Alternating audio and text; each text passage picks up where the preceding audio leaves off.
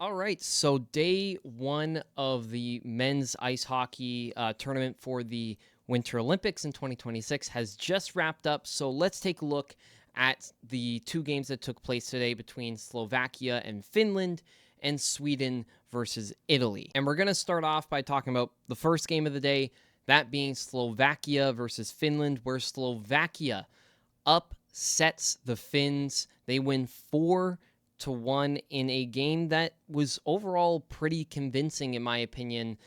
Not a game that seemed like Finland really dominated majority of the game and that Slovakia kind of just got lucky. No, Slovakia was just straight up at points in this game the better team. And the Finns really seemed to struggle against Slovakia, struggle offensively, couldn't really get anything going. Yes, they had a lot of shots in this game, and they definitely had their chances. However, they just weren't able to capitalize. When they did have good chances, the Slovakian goaltender Halav stood tall, which we're going to talk about him later on as well. But the Finns just didn't seem completely there offensively, and a few defensive miscues and just some lapses defensively or just lack of speed on that back end really cost them a couple of big-time goals that Slovakia ended up scoring, which I think ended up being the culprit to their loss today. So let's start with a quick breakdown of the game itself, play-by-play or goal-by-goal here. So early on, it's kind of like the Finns running the show here. They get a couple chances right away. However, a defensive breakdown where Mikko Lehtinen tries to break it out along the boards or ring it around the boards for his winger, ends up getting intercepted by the Slovakian star forward Juraj Slafkovsky, who then makes a move and then outweights UC Saros and ends up burying it there. A fantastic goal, and the arena erupts. Just an arena full of Slovakian fans there as well. Just was absolutely rocking. Slafkovsky gets the goal. It's 1-0 Slovakia early on. Before we get started with the rest of the video, I'd just like to remind you guys to leave a like and subscribe if you're new around here.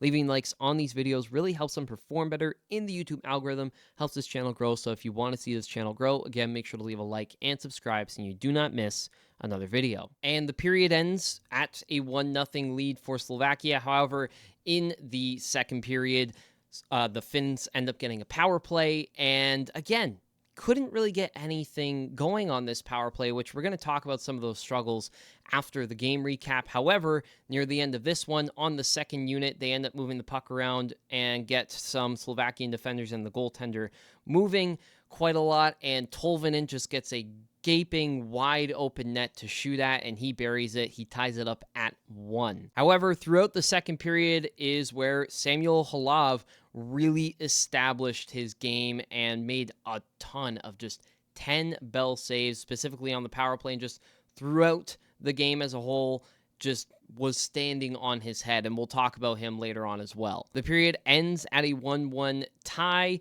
and then we go into the third period where a shot from the point off the draw bounces off of Sebastian Aho, who's kind of trying to battle with Dvorsky, battle for body positioning in front. Bounces off of Aho. Dvorsky ends up getting free of Aho, and he snipes it past UC Saros to make it a 2-1 lead for the Slovaks. And then with just under half of the third period to go on a Slovakian power play, Nemec feeds it to Slafkovsky, who walks down and just wires an absolute rocket past UC Saros to make it a 3-1 game. And then an empty netter for Ruzicka in a play that started with Slafkovsky getting a partial break, loses his stick, gets tripped up with a Finnish defender, and then just circles around the puck without a stick, trying to make sure that no Finns can really get to it. Ruzicka ends up burying it, and it is a 4-1 lead. That's how the game ends. The Slovaks upset the Finns. They get the first win of the tournament, and in my podcast video that I recorded talking about each roster and what I kind of expected of them, the Finns, I said, were going to be battling for first in this group, in Group B, with the Swedes, and that the game between the Swedes and the Finns is probably going to determine who ends up finishing first in this group. But with this loss to the Slovaks, and I can't say that it was necessarily a massive surprise. To some it was. To me, it wasn't as much. But with a loss against the Slovaks, and depending on how their game against Sweden ends up going, if they lose to Sweden and they beat Italy, and Slovakia ends up getting, a probably a win over Italy, and we'll assume they lose to the Swedes, that's a 2-1 record. Sweden could end up being 3-0 in this group as a whole. And then the Finns may be on the outside looking in when it comes to making it to the quarters. So that's really putting the Finns in a peculiar and unfamiliar position, especially as the defending gold medalists from the last Winter Olympics. Granted, they did not have any NHL players at the last Olympics, whereas this time they do, which is clearly making a big difference in this tournament. And we thought that would benefit a team like the Finns. They are one of the 4 nations in this tournament that have all NHL players besides Mikko Lehtinen on their roster. But this game proves that you get a hot goalie, and the game after this between Sweden and Italy, that you get a hot goalie and a couple of forwards that are just able to pounce on chances and make things interesting, and all of a sudden you have a game on your hands where you can't take this opponent lightly. And Sweden found that out against Italy later on after this game, but I want to focus on this game specifically and talk about Juraj Slafkovsky, and then we'll talk about the goaltending afterwards. But Slafkovsky, I think we're finding a new mythical athlete here in Olympic Slafkovsky. This makes it 9 goals in 8 Olympic games after his 7-goal performance at the 2022 Olympics for Slovakia. I don't know what it is, but when it comes to playing for his country, there's just a switch that goes off in Slafkovsky's head where he is doing absolutely everything for his team to make sure that they can get the win, or he can do as much as he can to help them win.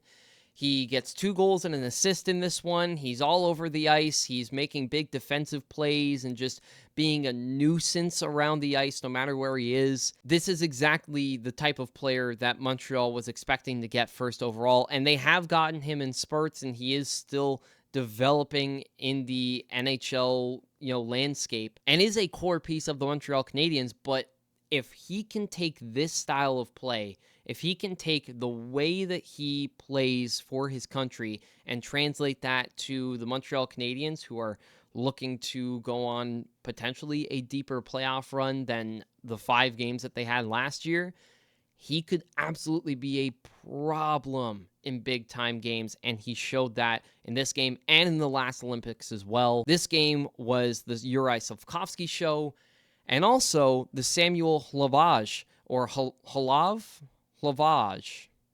I think is how you say it. Samuel Halav. The Samuel Halav show as well, where he played unreal. And I think this is a narrative for the rest of the Olympics that I don't think a lot of people were paying that much attention to, but now I think they absolutely should, because you look at these rosters, and I believe I said this in my last podcast, the one thing that you need to worry about, the one equalizer in a tournament like this, is a hot goaltender, or goaltenders that can stop NHL level shots, can keep up with NHL level play, and the majority of teams in this tournament have someone who can do that. Slovakia was one of the teams that I had a bit more worries about. However, did sign a contract with Minnesota before the 2024-25 season after going undrafted, signs a 2-year ELC with the team, and in 2024-25 plays 36 games, I believe, for Iowa. Yeah, plays 36 games for Iowa in 24-25. He puts up a .904 save percentage in 36 games. He went 14-14-4. This year, he has struggled a lot more. In 18 games, he's 5-9-5 with an .884 save percentage and a 3.33 goals against average. However, he has become an unbelievably reliable goaltender for Slovakia on the international stage. When you look at some of his play going back to 2023 at the World Championships, where in 3 games, even though he went 0-3 in those games, a .932 save percentage, 2.22 goals against average. In the 2024 World Championships, in 5 games, he went 3-2 with a .925 save percentage. And in the qualifiers for the Olympics, in 3 games, they win all 3. He has a 1.67 goals against average, a .929 save percentage in the World Championships in 2025. 5 games played, .912 save percentage. They go 2-3 there. And now in this game, he stops 38 of 39 shots. That is a .975 save percentage. He is an unbelievably reliable goaltender, standing at, I just want to get the stats here, 6'4", 218 pounds. This is a guy who can hang at the NHL level. If you were to put him in a couple games, he could probably suffice. And again, all it takes is one hot goaltender, and you can have a game that should be a 6-1 contest that all of a sudden becomes a close game, and in Finland's case here, a game that you actually lose. But an unbelievable story for Halov and Slafkovsky in Slovakia. Their next game is against Italy on Friday, and for Finland, their next game is against Sweden also on Friday. So both teams get a day off here in between. But for the Finns, I think this is not necessarily a complete disaster for them whatsoever, because they did end up getting lots of shots. They did have their chances, but some of the questions about their back end, where they seem a little bit slow, a little bit more defensive-minded, not as much offense being created there. Yes, you do have guys like Heiskanen who can create. Lettinen, who does have a solid offensive game, but when it comes to defense, I think Leafs fans know that he wasn't fantastic. But what I found more interesting was you have star players like Mikko Rantanen, who the offense should be running through, and he kind of seemed more like a setup man, especially on the power play, where they had multiple chances on the power play. Rantanen had the puck, and he was kind of looking for screens, looking for sticks to potentially bounce the puck off of. But it's like, you're Mikko Rantanen. Just shoot the puck, man. Like, certain little things like that, and then again, a couple defensive breakdowns that I think they're going to look back upon and say, you know what, these may cost us a chance at the quarterfinals going forward, because again, Slovakia probably should beat the Italians and are probably going to lose to Sweden, but that means they're still at a 2-1 record.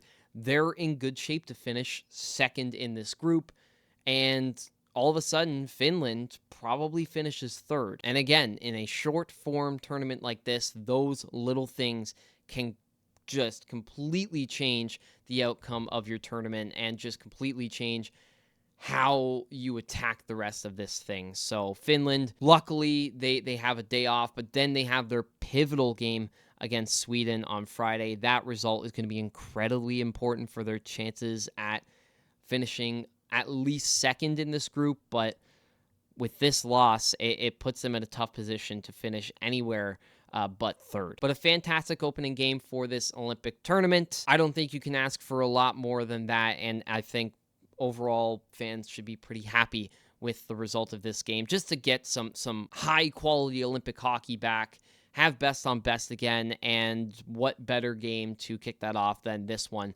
between Slovakia and Finland.